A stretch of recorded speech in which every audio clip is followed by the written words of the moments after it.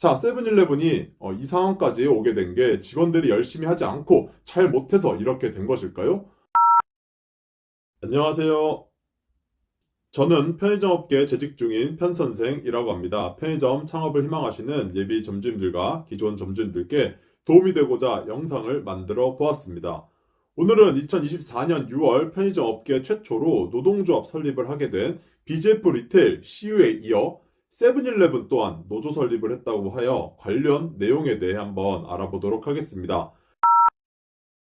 CU도 노조 설립이 되기까지 회사 내 잡음이 정말 많았습니다. 작년 말 회사 정책에 불만이 있던 일부 점주님들이 본사 앞에서 시위가 있었고, 성과급 불만으로 본사 앞에서 직원들의 트럭 시위도 있었고, 그러다가 결국 노조가 설립이 되어 현재까지 유지되고 있는 상황인데, CU의 노조 설립이 기폭제가 되었는지 약 5개월 뒤 세븐일레븐도 노조 설립을 하게 되면서 편의점 업계에서 두 번째로 노조 설립을 하게 된 회사가 됩니다. 현재 CU의 임직원 숫자가 약 2,000명 정도 될 텐데, 노조 가입 인원들은 전체 직원들의 약 20%대 초반 정도 수준으로 유지가 되고 있는 상황입니다. 세븐일레븐 노조 설립의 첫 시작은 CU와 마찬가지로 오픈 카톡방에서부터 시작이 되었습니다. CU가 노조가 생기게 되면서 회사 대우의 부당함을 느낀 일부 직원들의 단체 카톡방이 만들어졌고, 약 300여 명이 모이게 되며 이 오픈 채팅방에서 설립 논의가 끊임없이 지속이 되고 있었습니다. 하지만 알맹이 없는 껍데기일 뿐, 모두 회사 불만과 노조 설립 응원과 말뿐이었고, 누구 하나 먼저 나서는 일이 없는, 진행이 전혀 되어가고 있지 않은 상황의 연속이었습니다. 이렇게 그냥 명목상 유지만 되던 노조 설립 단체 카톡방은 어느 사건 하나로 불을 지피게 됩니다. 바로 희망퇴직 공지인데요. 10월 15일 화요일 오전 10시쯤 갑자기 세븐일레븐 직원 게시판에 공지사항이 하나 올라옵니다. 정말 아무런 이야기가 없다가 갑자기 글이 올라온 것이었는데요. 주 내용은 희망퇴직과 연봉 동결 내용입니다. 세븐일레븐이 희망퇴직을 받은 것은 1988년 법인 설립 이래 처음입니다. 1989년 5월 국내 최초의 편의점인 서울 올림픽점을 연 세븐일레븐은 편의점 프랜차이즈 업계의 원조로 꼽히지만 지속된 적자에 결국 인력 감축에 나선 것입니다. 회사가 아무리 어려워도 희망퇴직을 30년 동안 단 한 번도 시행한 적이 없던, 연봉이 적더라도 나만 버틸 수 있고 괜찮다면 정년까지 다닐 수 있는 그나마 안정적인 코리아세븐 회사였는데, 대표이사 바뀌고 회사 사정이 어려워지니 바로 희망퇴직 공지를 띄우는 걸 보고 직원들은 충격을 먹었고, 대표의 어떠한 설명과 변명도 없이 글 하나로만 직원들에게 통보를 한 것 자체에서 실망감을 안겼습니다. 그리고 사실 연봉 동결도 10월에서야 뜨는 게 말이 안 되는 게, 보통 다른 회사들 같은 경우 연봉과 관련된 사항은 연초에 동결이든 인상이든 결정을 해서 직원들에게 통보를 해주고 연초부터 적용을 시켜줘야 되는 게 정상인데, 세븐일레븐은 항상 연말쯤 돼서야 연봉에 관한 사항을 통보해주고, 인상이 되었다면 월급을 소급을 해주곤 합니다. 제가 알기로는 최근 5년 내에 한두 번 빼고 어려운 회사 사정으로 인해 계속 동결을 해왔던 상황이라 직원들의 불만이 극에 달았습니다. 더욱이 새로 취임한 대표이사가 취임 때 이야기한 우리 직원들은 동종업계들에 비해 대우를 못 받는 것 같다라는 말과 상반되는 회사 정책들을 계속 내놓는 등 어떠한 세명이나 사과 없는 무책임한 태도에 화가 난 직원들이 오픈 채팅방에 계속 가입을 하게 되며 전 직원의 약 30% 수준인 500명 정도 가까이 모이게 되는 상황까지 오게 됩니다. 이 카톡방에서 여러 이야기가 오갔지만 역시나 진행은 흐지부지 되어가고 있던 와중, 최초 오픈 카톡방을 만든 방장이 일신상의 이유로 노조 설립 의지가 강했던 제3자에게 방장을 넘기게 되었는데, 이 방장이 된 지 1시간 만에 방을 폭파시키는 사건이 일어나게 되면서 노조 설립은 희망이 없어지게 되어버렸습니다. 방장을 이어받은 제3자가 인사팀 직원이고, 노조를 와해시키기 위해 이런 방법을 썼다는 소문들이 있는데, 진실은 아무도 모르고 이렇게 끝이 나는구나, 절망적인 상황에 직면하게 되었습니다. 방 폭파 사건이 10월 중순에서 말쯤으로 알고 있는데, 2주 정도 지났을까 11월 5일 세븐일레븐 직원 게시판에 노조 설립 신고증 수령 완료라는 공지 하나가 올라옵니다. 안녕하세요. 코리아세븐 1대 노조위원장 홍길동 인사드립니다. 라는 글로 시작한 이 글의 내용은 노조위원장 본인이 노동청에 방문하여 노조 설립 교부증 수령이 완료되었고 직원들의 노조 가입을 독려하는 내용으로 이루어져 있습니다. 노조위원장이 어떤 방식으로 노조를 만들었는지는 잘 모르겠으나 과정이 어떠했는지 간에 결국 코리아세븐 노조 설립은 완료된 상황입니다. 이 글은 직원들의 많은 지지를 받으며 직원 전용 앱인 블라인드에도 한바탕 지지글로 난리가 난 상황입니다. 가입률이 얼마나 되었는지는 모르겠지만 회사의 대우에 불만을 가진 대부분의 직원들은 이를 환영하고 있는 상황입니다. 하지만 소수의 이런 의견들도 있습니다.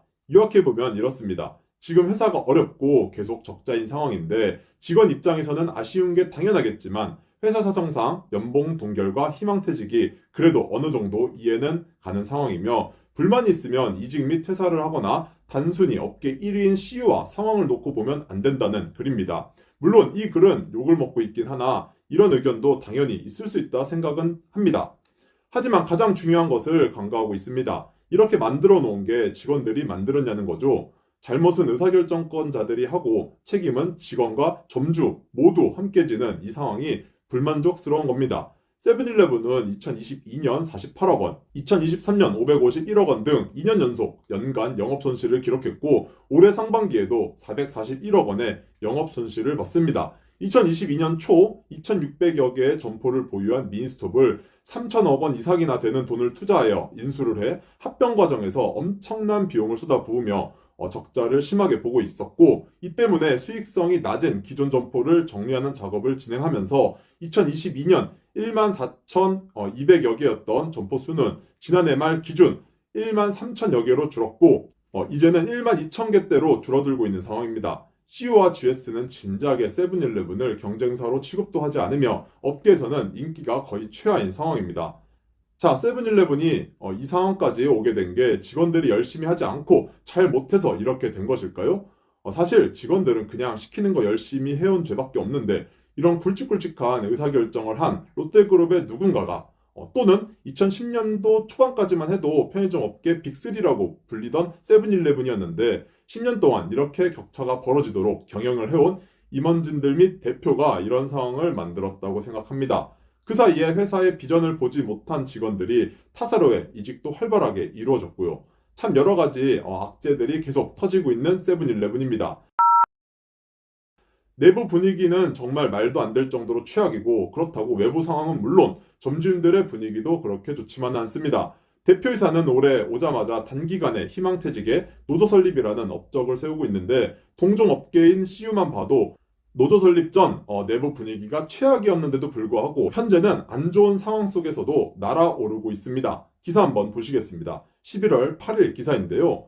기사 제목이 점포수 밀리더니 매출까지 GS, CU의 1위 자리 뺏기나 라는 제목입니다. 내용을 살펴보면 매출 1위였던 GS의 자리가 위태로워졌습니다. 올해 3분기 실적에서 CU가 GS에게 더욱 격차를 좁혔다고 합니다. 점포수와 영업이익에서 CU가 1위였고 매출은 2등이었지만 이번 연도에 1위를 차지하게 되면 편의점 1위 싸움에서 GS는 CU에게 완전히 밀릴 가능성이 크다는 내용입니다. 이렇게 된 이유 중 하나가 편의점 간 차별화가 관건인 시장에서 CU가 연인 히트 콘텐츠를 선보이며 주도권을 잡았다고 해석하는데요. 라면 특화 매장에서부터 시작해서 두발 스타일 초콜릿, 생레몬 하이볼과 최근 흑백 요리사의 밤 티라미수까지 트렌디한 상품을 발빠르게 선보여 화제성을 가져간 게 주요했다고 생각합니다. 결국 관건은 차별화 상품입니다. 남들이 하지 않는 인기 있는 상품들을 한두 번이 아닌 지속적으로 가장 먼저 출시를 해야 결국 브랜드 이미지가 상승을 하게 되며 매출, 이익 등 부가적인 게 자연스럽게 따라오게 됩니다. 세븐일레븐은 지금 꼭 해야 할 필요한 일들을 빼고는 모든 일을 다 중단하고 상품 개발하는 데만 온 힘을 집중해서 히트작들을 잇따라 출시만 한다면 중간은 갈 것 같은데 안타까운 상황입니다. 오늘은 편의점 업계에서 두 번째로 노조 설립을 하게 된 세븐일레븐에 대해 알아보았습니다. 여러모로 편의점 업계가 뒤숭숭한데 이번엔 GS 차례가 될 수 있을지가 궁금합니다. 이마트24는 직원들의 불만이 사실 크게 없어서 노조가 만들어질진 모르겠지만 GS는 직원들의 불만이 정말 많아서 그래도 이 기세를 몰아 내년에는 업계 세 번째로 노조가 만들어지지 않을까 조심스럽게 예측을 해보면서 저는 세븐일레븐이 정말 잘 되었으면 하는 사람 중 한 명입니다. 영상에서도 계속 일관성 있게 말씀드렸을 겁니다. 한 업계가 독점을 하는 건 정말 좋지 않습니다. 여러 업체들이 선의의 경쟁을 하면서 엎치락뒤치락해야 점주님들도 좋을 수밖에 없습니다. 21년도가 딱 그런 상황이었는데 지금은 그렇지 않습니다. 아무튼 직원 입장에서 세븐일레븐의 노조 설립을 응원하며 노조 설립의 영향으로 회사가 현재 가는 방향에서 조금이라도 방향을 바꿔 올바른 방향으로 가게 될지 아니면 더 침몰하는 배가 될지 지켜보도록 하겠습니다. 그리고 편의점 업계에 긍정적인 영향을 끼치는 쪽으로 노조가 발전을 해 나갔으면 좋겠습니다. 지금까지 편선생이었습니다. 시청해주셔서 감사드립니다. 좋은 주말 보내세요.